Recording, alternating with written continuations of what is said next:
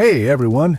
Before we dive into tonight's journey, go ahead and hit that like button if you're curious about the foggy corners of history, and subscribe if you enjoy wandering with me through the strange and the forgotten.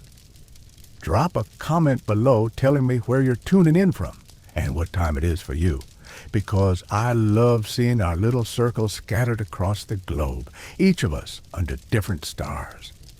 Now, find a comfy spot, dim the lights, maybe turn on a fan or a small desk lamp for that soft hum in the background, and let's slip into the murky, fragrant world of medieval intoxication together. I remember the first time I stumbled into an old herbal shop in Prague, the kind that smells like dry leaves and dusty secrets. A wizened apothecary showed me a jar labeled Sleeping Mandrake and whispered, "One touch of this, and you'll dream of flying." I laughed, assuming it was tourist bait, until I nearly fainted just from the scent. Tonight, I want to share stories like that, of monks and peasants, queens and witch hunters, all flirting with the very same plants and mushrooms that could paint the world in wild hallucinations, or end you on the spot. It's tempting to picture the Middle Ages as nothing but mud-choked roads, grumbling guildsmen, and the relentless pox. But under all that woolen gloom, people were boldly experimental. No Netflix, no espresso, no serotonin pills, just dusk, cold brew-style ale, and a neighbor who might or might not be gathering wild roots behind the barn. If someone said, "We've got a mushroom here that'll make you forget your taxes for a week," who among us wouldn't at least nibble a sliver? Let's start with Henbane, a plant that medieval monks tucked into illustrated herbals like it was bedtime tea. I once spent a weekend at a reenactment camp where a friend brewed Henbane tincture to show me. One sip, about a teaspoon, sent me into a half-dream state, slurring confessions about my childhood cat. In small doses, Henbane was a crude sedative, easing toothaches, nudging sleep into stubborn minds, and making childbirth a bit less like medieval torture. But when you overshot the mark, say you got your measurements mixed, it could trigger delirium so intense you'd launch into interpretive dance in the village square or hold serious conversations with turnips, convinced they were your ancestors. The active compounds, scopolamine and hyoscyamine, mess with your neurotransmitters in ways that would make a modern pharmacologist blanch. Then there's mandrake, the root shaped like a little gnarled human. Tales said that when you uprooted it, it screamed, and that if you heard that scream, you would drop dead of sheer terror. Of course, herbalists refused to risk their own lives, so they hitched the plant to a dog, backed away, and let the poor creature do the digging, often to its doom. Once harvested, mandrake could be dried, powdered, boiled into wine, or, in the case of those infamous flying ointments, weaved into fat for a topical trip.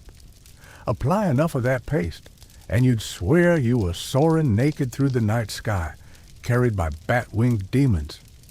On a good day, you woke refreshed. On a bad day, you begged for mercy from unseen devils. Speaking of which, belladonna, deadly nightshade, sounds like it belongs in a Gothic novel, and it did. A few drops in the eyes, and your pupils dilated to cinematic proportions, earning you beautiful lady status at court. But beauty came at a price: blurred vision, raging thirst, and the random hallucination of the ceiling reciting Latin prayers. Physicians tucked belladonna into pain remedies or sleep potions. Well-meaning apothecaries sometimes overdosed patients before a minor operation, leading to more dramatic exits than planned. Many of these plants ended up in ointments, slippery, greasy mixtures of henbane, mandrake, belladonna, hemlock, sometimes spiced with cat or pig fat, under the belief that your skin was just another doorway to consciousness. Mucous membranes, those delicate inner passages, were prime application points.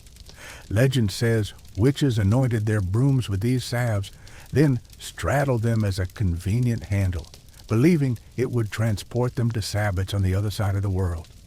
In reality, they'd hallucinate flight, wake up in a haystack, and swear their teeth never quite felt the same. Meanwhile, in the grand cities of the Islamic Golden Age, hashish was the condiment of choice. I once tried a honey-spiced hashish cake in an old cafe in Istanbul, and it was like a warm blanket around the mind. No frantic side effects, just a deep drift into daydreams. Sufi mystics wrote poetry about it, likening the buzz to divine union, while some rulers banned it, fearing rowdy devotion in the mosques. And those legendary hashashin, the assassins of the mountains. Their reputation for consuming hashish before missions is probably more myth than fact, but it shows how entwined cannabis was with mystery and power. Back in Europe, incense in cathedrals wasn't only for aesthetic uplift. Frankincense and myrrh, imported at great cost, filled grand chapels with thick smoke, and modern researchers think compounds in the resin could induce mild, trance-like states. Imagine sitting through a 5-hour service, eyes heavy, body swaying to Gregorian chant, all while the resin's haze softened reality's edges. Some monks probably chalk their visions up to divine communion. I can't blame them. I once spent a day in a medieval monastery for a documentary shoot, and by hour 3 I was doodling fish on my notepad, convinced it was a holy sign. And let's not overlook the accidental highs. Ergotism, caused by a parasitic fungus on rye, led to convulsions, hallucinations, and those terrifying dancing plagues where entire villages would writhe and leap until they collapsed. Medieval bread bakers had no clue their flour carried a biological grenade. Villagers blamed demons, moral failings, even kings' curses. I can just imagine a weary peasant in damp weather gnawing on ropey bread, only to find himself possessed by the urge to jig non-stop under twitching lamplight. I'll never forget tasting that so-called mad honey in a mountain village outside Trabzon. They handed me a small piece of flatbread spread with thick, red-tinged honey that smelled faintly of cedar and earth. One bite, and within 10 minutes, the world started to wobble. The ground seemed to breathe, and I found myself laughing at a stray cat as if it were reciting Shakespeare. Locals warned me, just a spoonful in wine will chase away your aches, but too much, and you'll swear you're wrestling with 1,000 suns. This was no folk legend. Bees foraging on rhododendron blossoms in the Black Sea highlands collect grayonotoxins so potent that ancient armies once slipped jars of the stuff into enemy camps. The poison was subtle. Storage in ceramic crocks masked its flavor, and casualties were blamed on cursed wells or vengeful spirits. Beyond the exotic, there were rural healers, shamans, wise folk, cunning women who treated their gardens like alchemical laboratories. I met one in southern Germany named Gretel, who insisted that a boil water concoction of mesoreon bark would open the mind's eye. She brewed cups that smelled like burnt almonds, handed them to me with a wink, and warned, 3 gulps and you'll see your own shadow dance. I laughed, imagining a jittery silhouette on the wall until I took that 3rd gulp, and my shadow did dance, mere embers flickering behind my spine. Gretel claimed her grandmother taught her to weigh doses on her fingertips, but admitted it was always a ritual. You must speak to the root, ask for its blessing, or it bites back. She dressed her potions with charms, small bells, bird feathers, bits of raven's bone. Patients left her cottage either sobered or staggering, glad to swap the uncertainty of their old aches for whatever scenario her roots and barks prescribed. On the spiritual front, some monks explored visionary states not through prayer alone, but by steeping rosemary and nightshade in their sacramental wine. I once spent a restless night in a crumbling abbey where a novice confessed to me that he had drunk 1 too many sips before Vesper. "Father said it would bring me closer to God," he whispered, pale and wide-eyed. But all I saw was the walls melting, and I started reciting psalms backwards. He swore the walls themselves chuckled at him. His confession cycle ended with a penance. 3 days of silence and bread dipped in plain water. He said that was the worst trip of all, pondering your own foolishness in silence. Meanwhile, in marketplaces across Europe, itinerant apothecaries hawked bottled sleep elixirs, sealed with wax and stamped with a crown. I bartered for one in Prague's Old Town Square, a slender vial promising relief for mind and body. It contained a murky mix of poppy, hyoscyamus, and a drop of mandrake, just enough to guarantee vivid dreams, if not actual rest.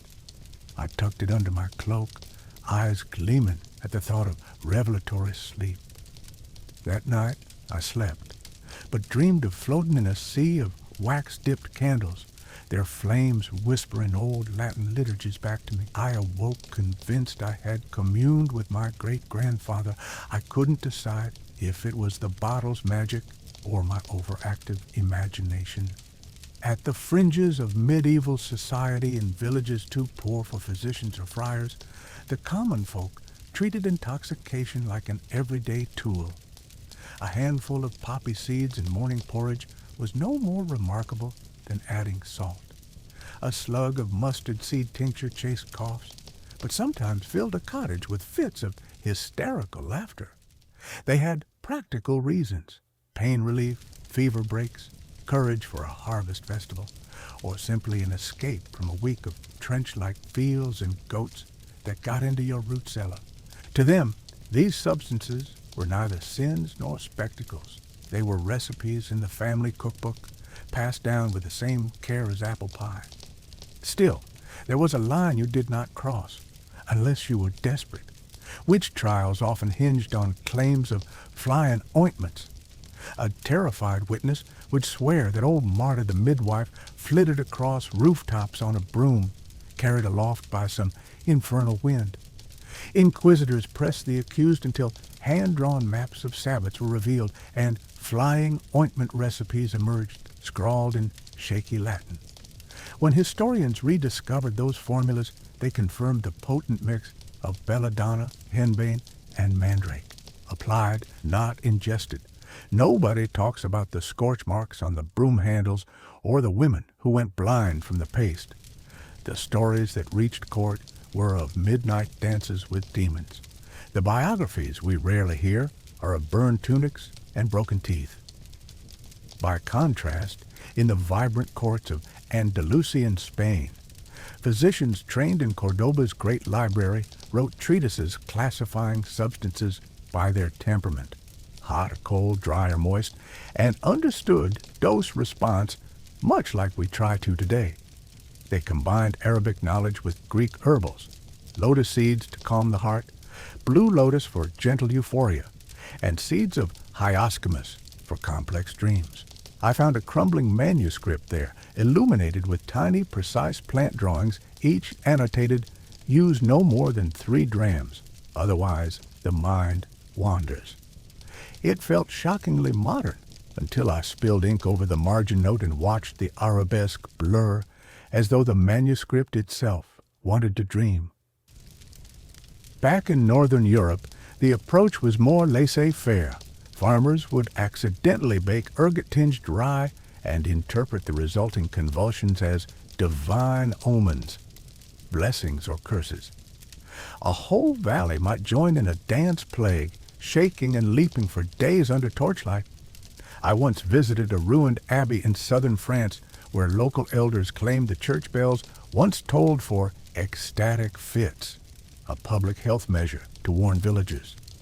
They told me of an old stone slab marking graves of those who danced to death, their bones still found in peat muck centuries later.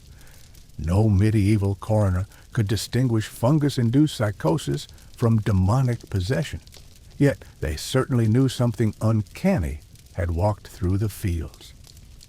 In quieter moments, though, I've wondered, were these medieval explorers of consciousness so different from us? We pop pills to chase moods, sip teas to unwind, scroll feeds to escape. They ground up roots, whispered prayers to the plants, and built ritual around their potions. Their world was darker, less buffered by modern medicine or comfort, but maybe their curiosity was the same. They weighed risks, measured doses, and hoped for healing or revelation. They were gamblers, mystics, healers, and sometimes, tragically, their own experiments. So, what do we take from this? I think there's a lesson in their audacity. To treat nature as a teacher, even if she sometimes tricks you. To respect dose and direction, and to acknowledge that the margins of experience, where vision fades into madness, are both perilous and profound. To remember that every remedy is a double-edged sword, forged in curiosity and humility. I once stumbled upon a 15th century herbal manuscript in a dusty corner of a university library, its cover long since crumbled away, leaving only the brittle pages thick with smudged Latin and crude plant sketches. One page described a remedy called somnus regalis, a sleepy-time tonic made from poppy, valerian, and a whisper of mandrake. The scribbled note in the margin, perhaps from a weary apothecary, warned, "Tastes foul, but the dreams are sweet." I tried to recreate it once, substituting a bit too much poppy, and ended up in a dream where crows recited philosophy and my own voice echoed from an empty throne. I woke at dawn, heart pounding, convinced I'd ruled a kingdom of ghosts. Speaking of ghosts, medieval funeral rites often included a draught of wormwood wine, Artemisia absinthium, the same herb later blamed for absinthe madness in 19th century Paris. In my travels through rural England, I visited an old parish where villagers still whispered of the sleep of the dead, a stout doled out during vigils. They said it tempered grief, allowed mourners to glimpse their lost loved ones in visions, and numbed the sting of cold churchyard stones. Behind locked doors they'd gather, chanting psalms and passing the cup, each sip a pact to meet again in dreams. The modern mind recoils, imagining hallucinations in musty gloom, but these ceremonies persisted for centuries, trusted as a bridge between worlds. Meanwhile, the great plague of the 14th century unleashed new panics around herbs. When the Black Death swept through Europe, towns belted themselves in quarantine, and desperate physicians concocted plague waters, reeking of rosemary, lavender, and clove, spiked with a dash of nightshade for good measure. People gargled, dabbed their faces, or inhaled vapors from posies tied to their noses, a medieval ancestor of our scented candles. I followed plague routes through northern Italy, where public send-off sites lay scattered like inverted cemeteries. At each, I found notes carved into stone. "Drink this brew, and you shall not burn." Clearly the hope of a last-minute cure. Inevitably, those who dared the full dose collapsed in delirium, their final words often incoherent pleas for water or confessions of sins they never knew they held. In Spain, conversely, the Inquisition's fear of sorcery led to bizarre prescriptions. Accused witches were forced to ingest bitter teas of hemlock, a plant infamous for its role in Socrates' execution, to prove innocence. The logic was brutal. If you survived, you were innocent. If you died, well, confession by other means. It's chilling to imagine helpless women gulping poison under torchlight, hoping their bodies would lie despite the venom's fidelity to kill. Some survived by sheer luck or weak brew, only to be branded heretics for using the same plants midwives and healers employed daily.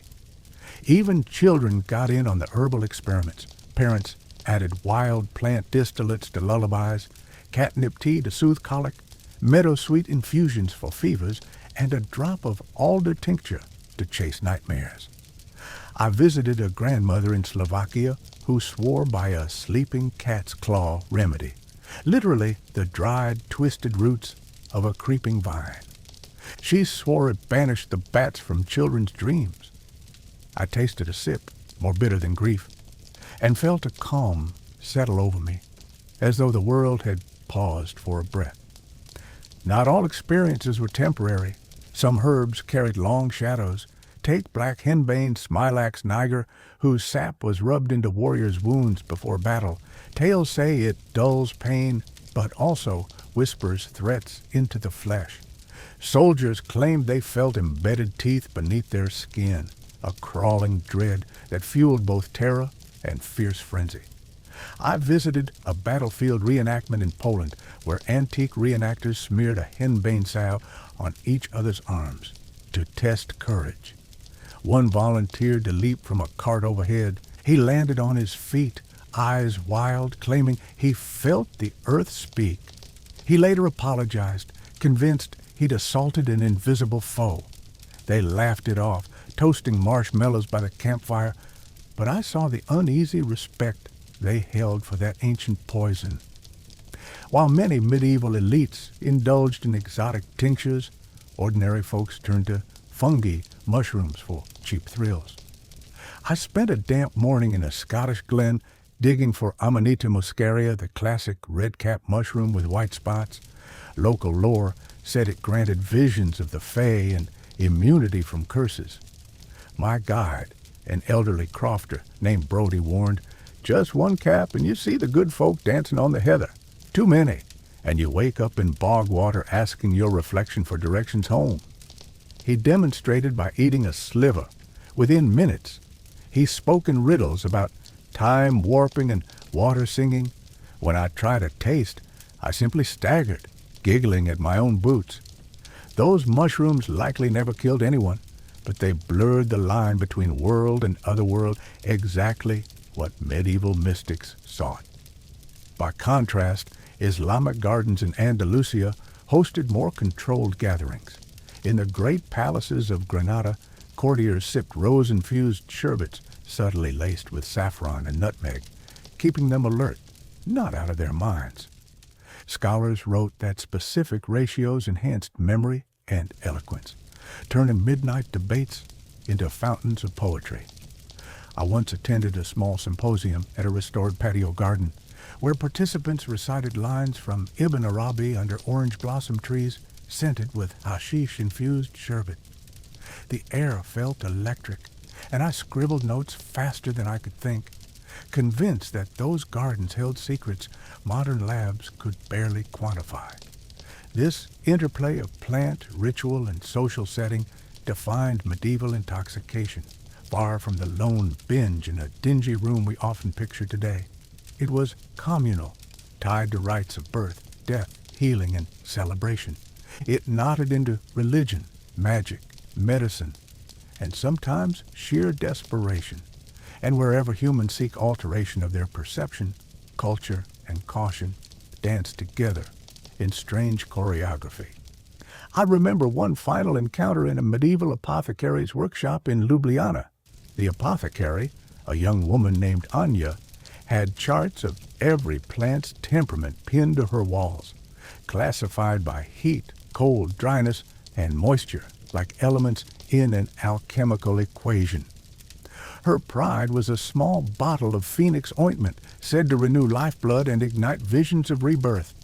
She pressed a dab into my hand, warm and oily, and instructed me to anoint my wrists before the next full moon. I complied, though I wasn't at all sure whether it was faith or the herb blend, rose, mandrake, a touch of opium, that made my dreams that night feel so vivid, so charged with hope and fear, both. So what remains of these curious medieval practices? In our sterile pharmacies, plants are reduced to isolated molecules regulated by dosages and disclaimers. Yet something is lost when we strip nature of its stories, its rituals, its whispers, in the tongue of folklore. The medieval world reminds us that healing and hallucination can be two facets of the same leaf, that sacred and profane live on a razor's edge between vision and madness. I'll never forget the evening I spent in Scotland's Cairngorms, where a local herbalist named Fiona invited me to her cottage at dusk.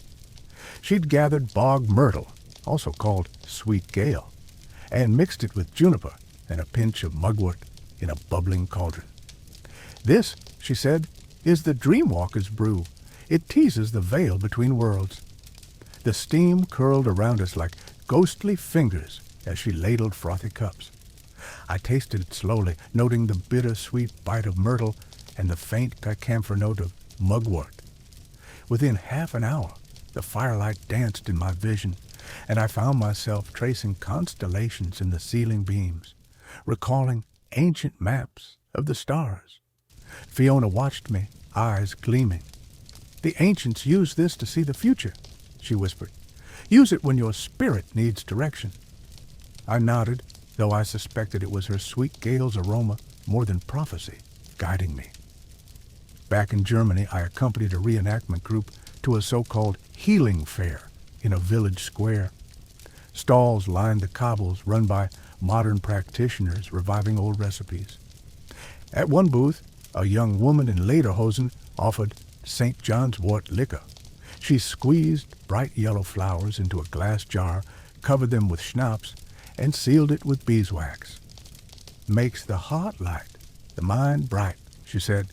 I tasted a thimbleful, sunshine and grass, and felt my mood lift instantly, as though a stone had been lifted from my chest. Villagers whispered that medieval knights drank such concoctions before battle to steady their nerves. I half expected a vision of a crusader's banner to flicker in my mind's eye, but instead I just felt calm.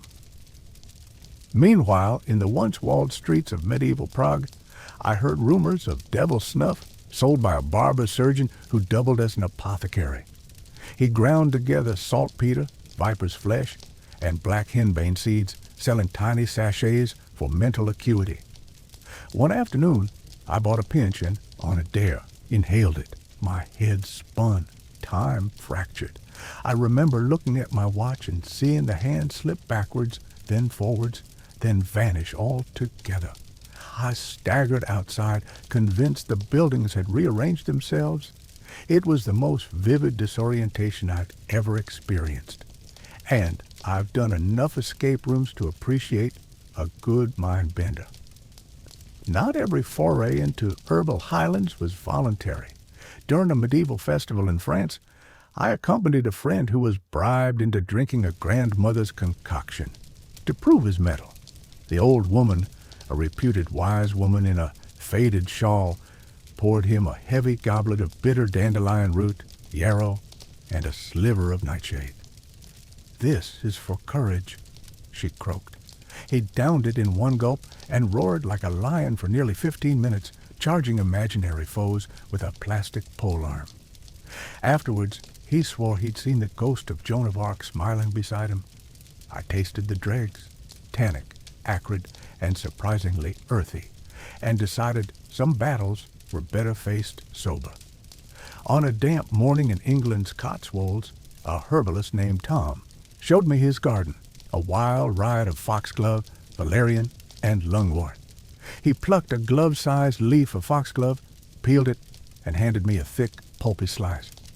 "Digoxin," he warned, naming the cardiac toxin locked inside. "In small measure, it steadies the heart. In larger measure, it kills." I admired its soft, spotted beauty, even as I resisted the urge to nibble. He brewed a tea anyway, adding just a whisper of leaf, and offered it to me. I sipped with caution and felt a gentle steadiness, as though my pulse had sunk into a deeper rhythm. It made sense. Medieval physicians prized foxglove for treating dropsy and palpitations, but knew they were flirting with poison. During a medieval-themed retreat in Hungary, I encountered dragon's blood resin, so called for its deep crimson color, used in tinctures for wounds and in incense for ritual. Made from the sap of Dracaena trees, it was reputed to ward off evil and accelerate healing. I watched as the retreat leader, dressed in a smoky gray robe, crushed the resin, mixed it with olive oil, and anointed my brow. He murmured a blessing I couldn't translate, then invited me into a circle of stones for a cleansing ritual. As the smoke curled and my head hummed faintly, I felt a peaceful clarity, as though every worry had been soothed. Later, I learned that some medieval surgeons mixed dragon's blood with egg white for poultices, an elegant, if somewhat theatrical remedy for battlefield wounds. Most weekends I find myself drawn to solitary exploration, rafting down tiny creeks or climbing crumbling church towers, and I often carry a small leather pouch of herbs in my jacket pocket. Last spring, on a limestone ridge in the Austrian Alps, I paused to rest among fragrant thyme and wild sage. I brewed a cup of thyme tea, feeling its antiseptic warmth clear my sinuses. Then I sprinkled in a pinch of mugwort, just enough to stir the imagination. I sat quietly, watching Edelweiss sway in the breeze until the alpine sky blazed with color. My mind felt clear, almost reverent, a quiet epiphany that sometimes the simplest herbs taken with intention can open the widest doors. Of course, for every carefully measured ritual, there were barroom dares and haphazard experiments. Once at a medieval tavern in Belgium, I joined a group of costume reenactors for a toast with green dragon absinthe, an anise-flavored spirit born of wormwood with centuries of scandal behind it. I poured the green liquor over a sugar cube, lit it, and watched the flames dance. The bartender, dressed as a Flemish guard, told us absinthe was banned for driving people mad. I took a modest shot, but the louche effect was immediate, a milky haze, the tavern lights blurring edges. I laughed too loud. Later I wrote in my notebook, absinthe, the past in a glass with a dangerous spark. What surprises me still is how these medieval plant potions anticipated modern psychopharmacology. They understood empathy and double-edged potency long before we decoded receptors in a lab. They danced with risk and spoke in metaphors, in visions, symbols, confessions, and dreams. Their world was full of herbal chemists, lacking calculators, scribes, lacking spectrometers, and patients who trusted gut or fingertip over dosage charts. Some died, some raved, some preached holy truths, but they all sought the same thing we do: relief, revelation, escape, or transcendence. So, what do we learn from their stumbles and sorcery? Perhaps that consciousness is a terrain as treacherous as any mountain path, that even the humblest dandelion can hold medicine and madness in its sap. That trust between patient and healer requires humility on both sides, and that stories carry value. The cautionary tales, the manuscripts with margin notes, the whispered recipes passed in darkness. One late autumn evening, I found myself in a cramped apothecary tucked beneath the shadow of Florence's Duomo. The air was thick with cinnamon and saffron, and shelves bowed under earthenware jars labeled in fading Italian, Verona's sleep, Siena's strength, Bologna's courage. The apothecary, an elderly scholar in a threadbare velvet coat, pulled down a bottle of olio di saggezza and reminded me that by the 15th century, herbals had joined university curricula alongside theology and law. He added, "This oil is rosemary and rue, steeped in olive oil for 40 days under the harvest moon. A drop behind the ear sharpens memory." He dabbed a fingertip behind my ear and winked. I spent the next hour reciting Dante's Inferno backwards, convinced the words themselves glowed on my tongue. By then, printed pharmacopoeias were circulating across Europe. I tracked one to a dusty bookstore in Lyon, where a leather-bound booklet titled Antidotarium Novum lay waiting. It catalogued hundreds of recipes: Diacanorum electuarium for heartburn, Cartusianum resina for coughs, Panacea benedictina for, well, everything. Flipping its pages was like browsing the world's first drugstore, except every remedy reeked of earth and mystery. I tried to translate one entry, a syrup of cadmium-colored seeds promising to calm the screams of the womb. I pictured a 15th century midwife offering this to a laboring woman, blending science, law, and hope into a single spoonful. In the early 16th century, Paracelsus, Swiss physician and alchemist, shook the foundations of medieval medicine by insisting that dose alone made a thing poison or cure. I retraced his footsteps to Basel, visiting the courtyard where he once lectured students on the virtues of mercury and opium. Paracelsus argued for chemical remedies over the old humoral system. No more hot or cold, only active principles. He ground up poppy into laudanum tincture, writing, "Give to the man who weeps, and he will laugh." I held a fragment of his handwritten letter, its Latin fevered with conviction, and felt the weight of a transition from herbal dialects to proto-chemistry. Yet even as medical thought shifted, villagers in the Rhine Valley still passed bowls of wormwood and clove at funeral vigils. In the half-light of a 16th century church, I watched a small community gather around a bier, each mourner inhaling a pinch of powdered lavender and veronica. The minister, torchlight flickering off cold stone, intoned prayers. The mourners closed their eyes, letting the bittersweet herbs carry them to memories of the departed. It struck me that for most people, these plant rituals outlive princely pharmacopoeias, tying personal grief to the timeless cycle of the earth. Meanwhile, the influx of New World plants, tobacco, coca, sassafras, upended European cannabis and poppy-based traditions. In a tavern near Bilbao, I shared pipe smoke with smugglers peddling American leaf and watched locals roll cigarette-thin cigars with a reverence once reserved for sacramental herbs. Coke remained centuries away, but sassafras tea made for an exotic tonic, touted to clear black bile and modernize the old four humors. In my notebook, I scrawled Renaissance potions when curiosity became commerce. Across the Alps, the Swiss canton of Appenzell still forbade spirits distilled from grain, insisting that only herbal distillates, aqua vitae, were fit for a civilized palate. I joined a local distiller in his copper alembic house, inhaling the sharp bouquet of juniper, angelica, and peppermint vapors. He taught me the art of distilling clustered blooms and roots into firewater, claiming that a dram of thyme spirit cured rheumatism even better than foxglove tea. Under his tutelage, I quickly learned that one must respect the still.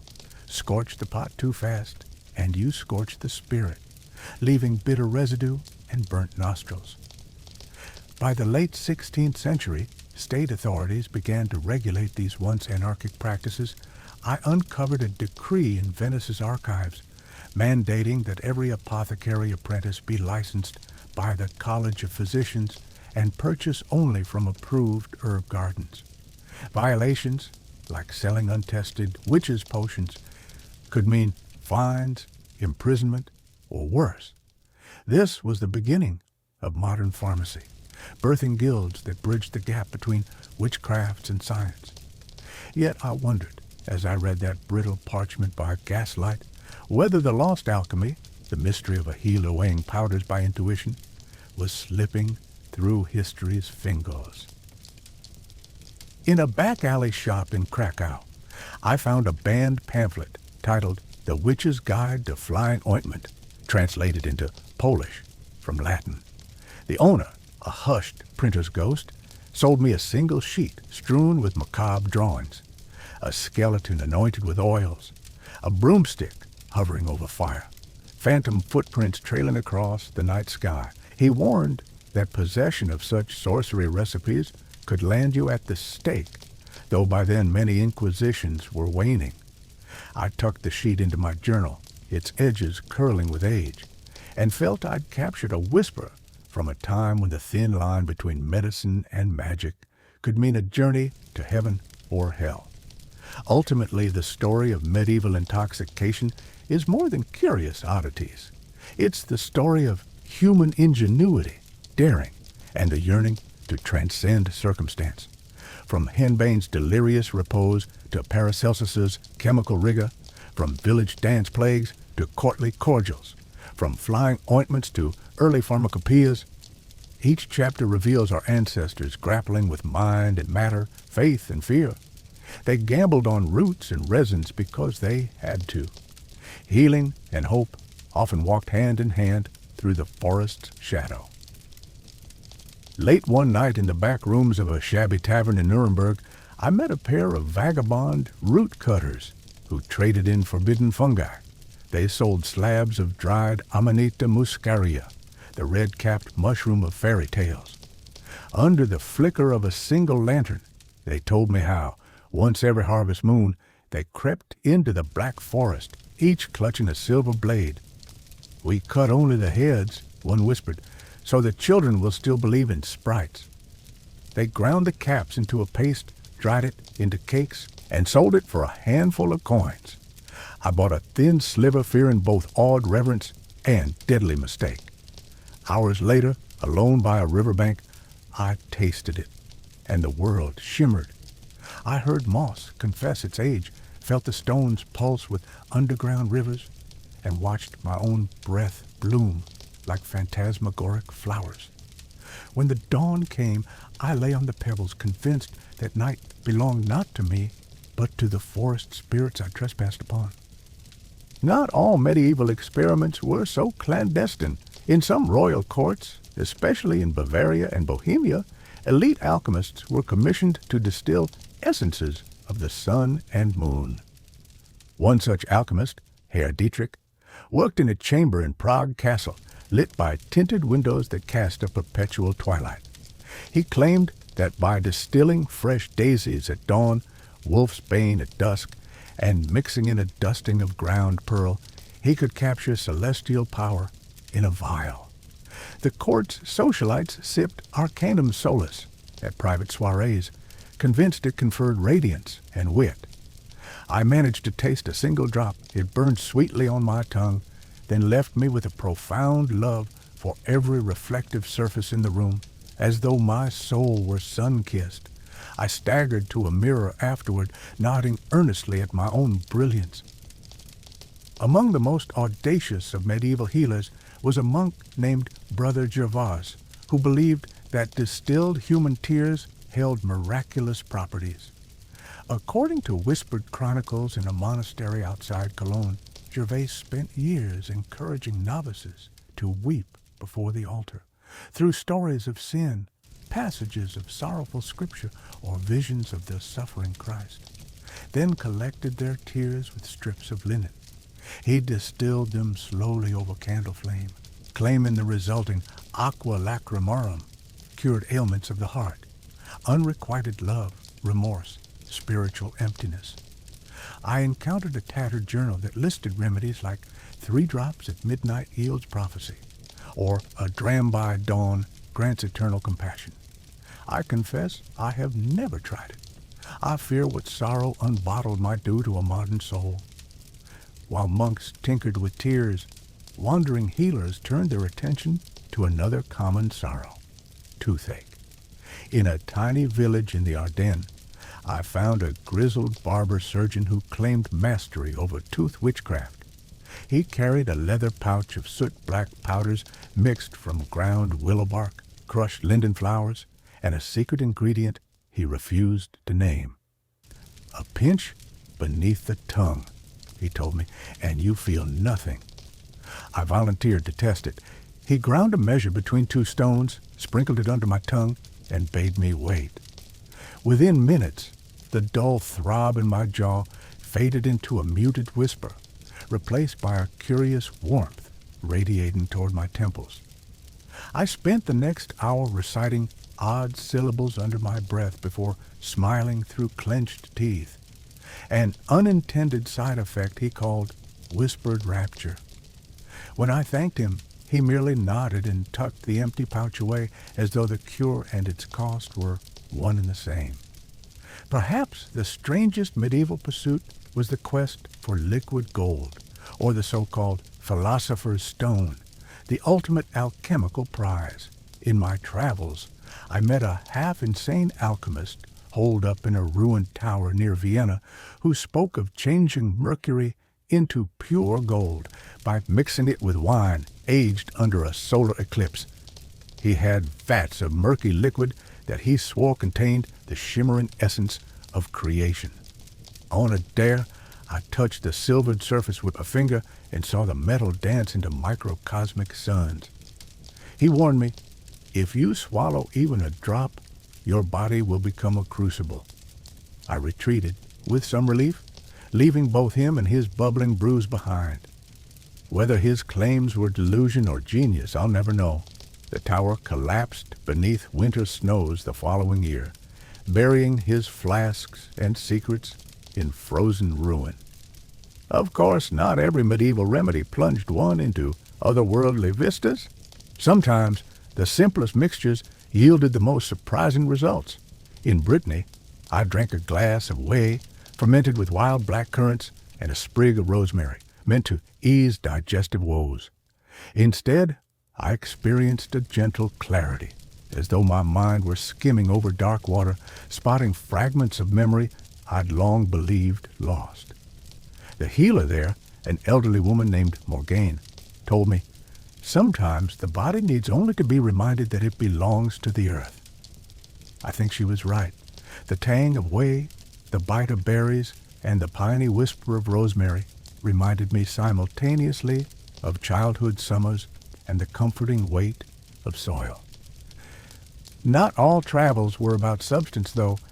I discovered that medieval intoxication was as much about ceremony as chemistry. In a reconstructed Viking longhouse in Norway, I joined a mead circle, where the brew was flavored with birch bark and bog myrtle, and each cup was passed with a ritual chant honoring ancestors. The mead wasn't particularly strong, but the communal ritual, clinking horns, raising voices in ancient Norse verses, lifted the spirit as effectively as any drug. I felt bonded to strangers who, for that moment, were part of a timeless fellowship stretching from the sagas of old to our own laughter.